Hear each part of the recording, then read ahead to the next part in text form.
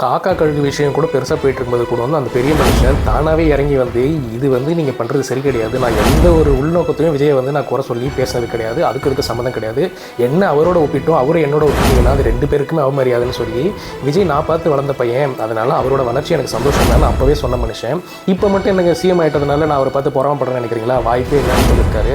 In fact அது பெரிய அளவாக பாராட்டி எம்ஜிஆரையும் என்டிஆர் அளவையும் தாண்டி ஒரு பெருசாக சாதனை படைச்சிட்டதாகவும் மத்தியில் பிஜேபியும் சரி இங்கே தமிழ்நாட்டில் டிஎம்கே ஏடிஎம்கே 2 ஜாம்கானையும் சேர்த்து தோக்கடிச்சது எனக்கு ஆச்சரியம் கலந்த சந்தோஷம்னு பெருமிதமாக தான் சொல்லியிருக்காரு. அப்படி இருக்கிறவர் ஏன் விஜய் வந்து சிஎம் ஆனதுக்கு நான் பொறாமப்படுறேன்னு நினைக்கிறீங்களான்னு ஒரு பிரச்சனை பார்த்தீங்கன்னா காரணம் இருக்குது. அவரோட நண்பர் கமலஹாசன் என்ன பண்ணியிருக்காருன்னா இவர்கிட்ட எதுவுமே சொல்லாமல் சைலண்ட்டாக போயிட்டு விஜயை சந்தித்து ஒரு வாழ்த்து தெரிவிச்சுட்டு அவரோட ஒரு 5-6 கோரிக்கைகளை விஜய் கிட்ட சொல்லிட்டு வந்திருக்காரு. மனுஷன் சும்மா இருப்பாரா?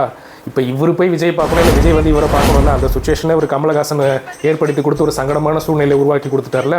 என்ன சொல்லியிருக்காருன்னு பார்த்தீங்கன்னா, கமல் சிஎம் இருந்தால் கூட இவர் வந்து பொறாமப்பட்டிருப்பாராம், அவருக்கு தெரிஞ்சிருக்கு அப்போ கமல் சிஎம் ஆக மாட்டார். இப்போ கமல் கட்சி ஆரம்பித்ததுக்கப்புறம் வெற்றி பெற்றாருன்னு பார்த்தீங்கன்னா, இல்லைங்க குடும்ப அரசியலுக்கு நான் ஆரம்பித்த கட்சி அப்படின்னு சொல்லி டார்கெட்டை விட்டு எரிஞ்சு கடைசியில் அந்த குடும்ப அரசியலோடய போயிட்டு ஒரு கட்சியை இணைச்சிக்கிட்டு அறிவாலயத்தில் சேர்ந்து இப்போ அடக்கெடுத்துட்டு இருக்கிறாரு. இதுதான் இப்போ அதோட சுச்சுவேஷன். சரி, மனுஷன் அப்போ உண்மையிலேயே விஜயோட வளர்ச்சியை கண்டு பொறாம அடைகிறாருன்னு பார்த்தீங்களா? எனக்கு தெரிஞ்சு வாய்ப்பே இல்லை. எனக்கு பொறாமலாம் இல்லை,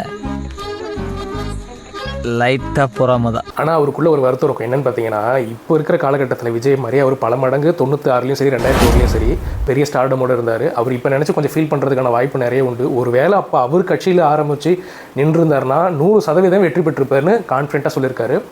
இது உண்மையாக இருக்குமா இல்லை உங்களோட கருத்து என்னன்னு நீங்கள் கமெண்ட்டில் சொல்லுங்கள்.